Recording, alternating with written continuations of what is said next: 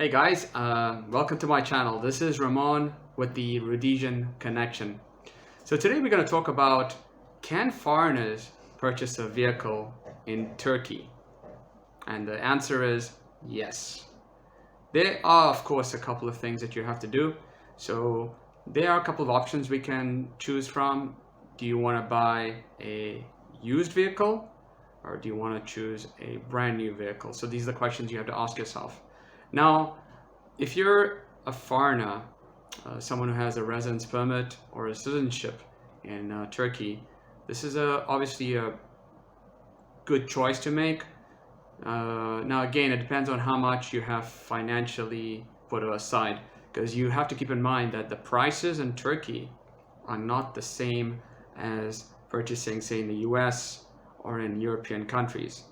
It is far higher, and the reason for that is because when any imported car comes into Turkey, there is a high import tax that's applied to the vehicle. So say, for example, a Fiat. If you buy a Fiat in Italy, you would pay far less. If you talk in euros, you probably pay about anywhere from 10 to 15,000 euros in Italy. But when you bring that Fiat into Turkey, get prepared to pay $20,000 US dollars plus, depending on what type of features you need in the Fiat. So if you go the route of brand new, there are some benefits of getting brand new, and the number one benefit is the fact that you will have some sort of a warranty. So most brand new car dealers, they offer warranties at a minimum of 3 years to 5 years. So this is something that covers your whole vehicle, electrical, the AC, any mechanical, and so forth. So these are things that you have to put into mind before you decide to purchase the car. Now, if you go through a dealership, which is what I recommend when you purchase a brand new car, try to go to a dealership that's not very close to the city center where you live as a foreigner. So now if we're talking about Antalya, we've got Konyaaltı, you got Liman, you got the other suburbs, the old town Kaleci. These are places where it's bombarded with foreigners, and most of the showrooms in these areas, they will have most of their cars taken. So you may go there, and if you go to the showroom, you'll see some cars that are available, but they're not available for you because those are cars that other foreigners have already purchased and they're just waiting to get picked up. If you go further away from the city center, go to Murapasha, Capez, maybe even further out to those dealerships, you will have a far greater chance of getting a brand new car as opposed to waiting for a month to 3 months for the delivery of that vehicle. So the great thing about going to a dealership is the fact that the dealers take care of all the paperwork. So whatever price you see on the vehicle, that is the price that covers your taxes. It covers your highway conformity certificate, your special consumption tax receipt, and then all the other taxes that are applicable to that vehicle. It also includes all the registration, the plates, etc., that you need for that vehicle.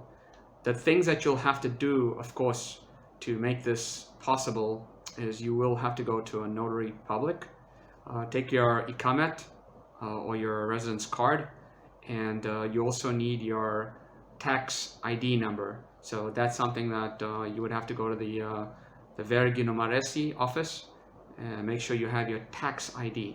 So that's going to be applied to your what do you call it, your vehicle. Also, you have to make sure, this is something that a lot of people don't know, is make sure that your ikamet is connected to your sales tax receipt or to sales tax number.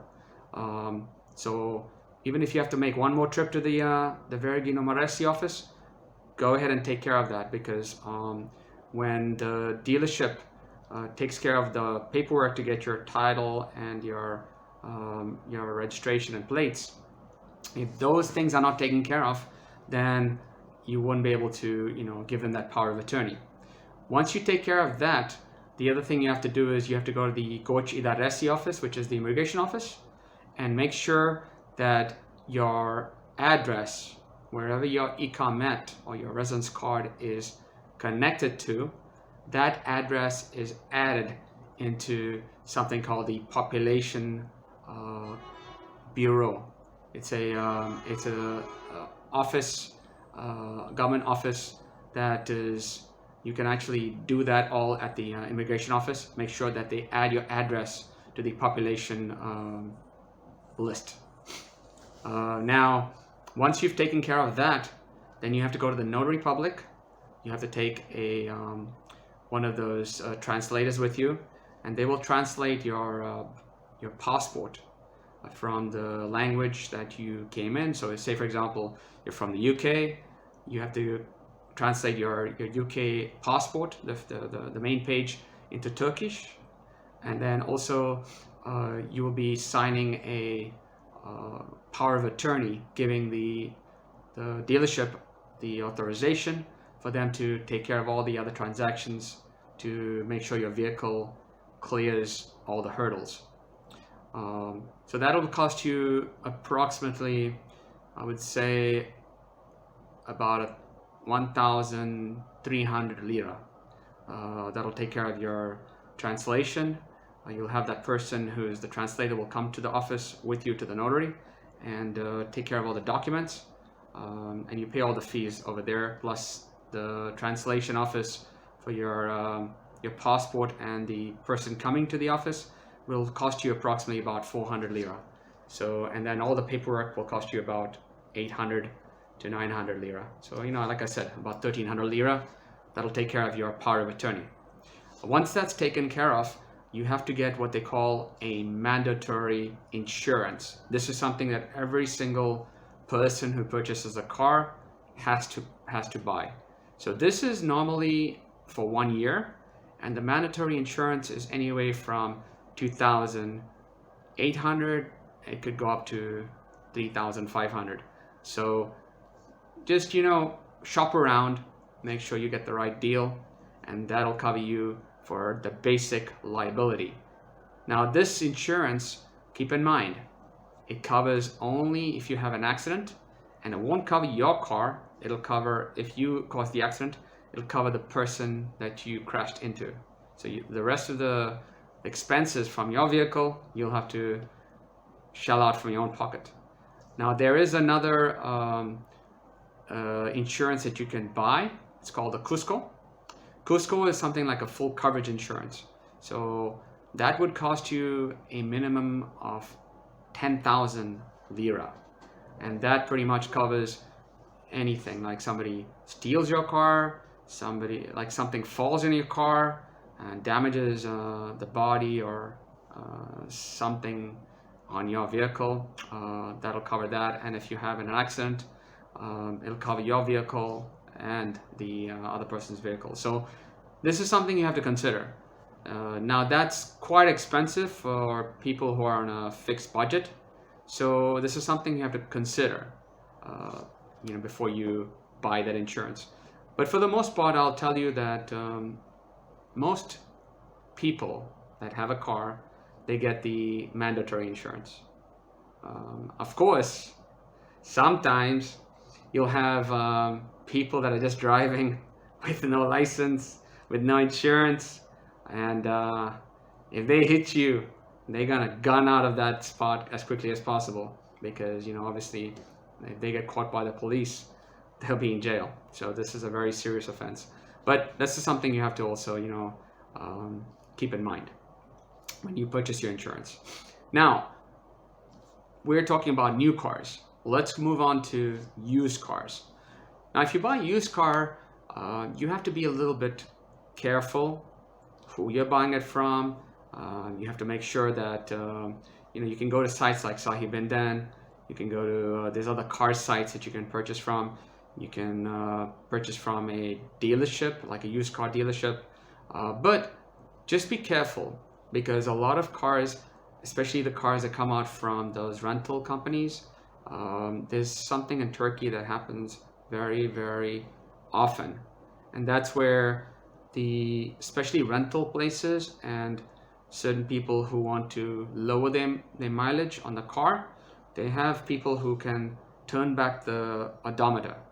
So say supposing a car has 300 or 400,000 kilometers on it, they'll run down the odometer backwards and bring it down to say 120,000 kilometers. So this way the value will be higher. So this is something you have to thoroughly check. So if you're buying from a car, like a used car place or a owner even, make sure you get like some sort of a inspection report. Even if it costs you a few bucks, go ahead and do that. That'll make sure also you check and see if there's any parts that are being changed. So that would straight away tell you that it was an accident.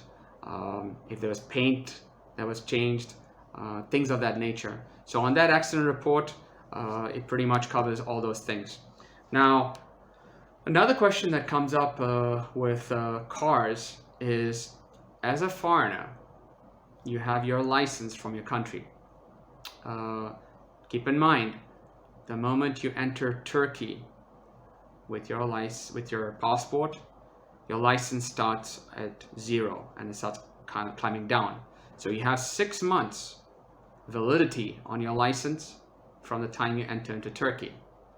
So after 6 months, you either have to go into some sort of a classroom and take care of the Turkish license, which means you do there's a test that you take care of online. Once you pass that written test, then you have to do some sort of classes with like a school, like up to 15 lessons, and then you can go and do your driving test and get yourself a Turkish license.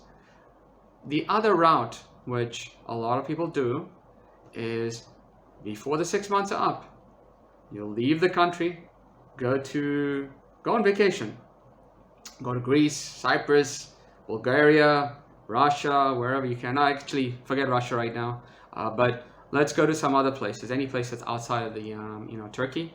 Go for a day, go for 2 days.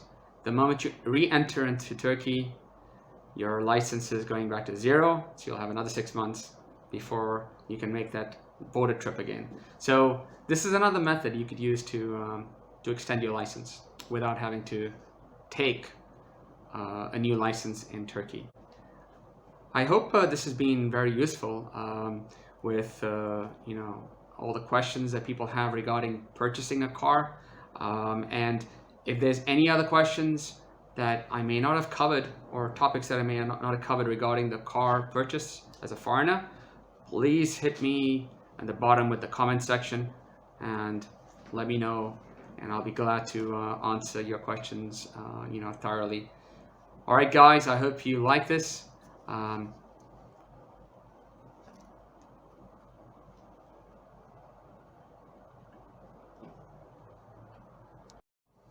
All right, guys, so let's continue with this topic of cars. As you know, already now with the things that are going on in the world, the currencies are going through a lot of nonsense.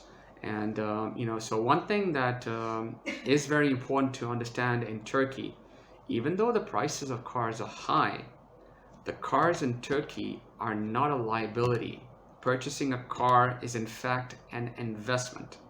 A lot of times you can purchase a brand new vehicle today, say you buy it for 400,000 lira. In about 2 years time, you may actually be able to sell your car higher than what you paid. So keep that in mind. It's like a asset. So just if you have the financial ability to buy a car, of course go ahead and do that. You do have also options of, most cars are manual, which is the stick shift, but you can get yourself also an automatic car. Now, there's also other options you got to think about.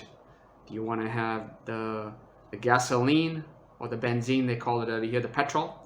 Do you want to have a diesel engine? Do you want to have the LPG They have cars that are hybrid. They have electric cars. Of course, I'm not a big fan of electric cars, but again, you have those options. So if you go with a manual car, it is cheaper. The gasoline car is cheaper to fix. The benzene car, they call it here. And when you go with diesel, yes, diesel people do prefer, because they seem to say that the diesel cars can travel longer distances. I'm not so sure about that. If you calculate the costs regarding diesel engines to repair versus the gasoline or the benzene engines, there's a big difference. The diesel engines cost way more to repair. Now, automatic cars, you have the transmission problem. So if you're from the US, you're aware of what I'm talking about. The transmissions are very expensive. So you're paying an extra maybe 50 to 100,000 lira just to get an automatic car. So this is something you have to consider. But again, everything is a choice, and you're the one in control. So you choose what's best for you. Again, if there's anything that I have not covered, and I would love for you guys to write me any comments to explain what I may not have covered, and I will be glad to respond to that as quickly as possible. And I do have a Telegram channel, guys. It's called the Mersin Expat International Group. So you guys can check me out. I'll put a link on the comment section. And anyone who wants to join my Telegram group, we have also Instagram, we have Facebook and Twitter. So these are all the different types of methods you can connect with us online. Until the next time, guys, this is Rahman with the Region Connection. Cheers.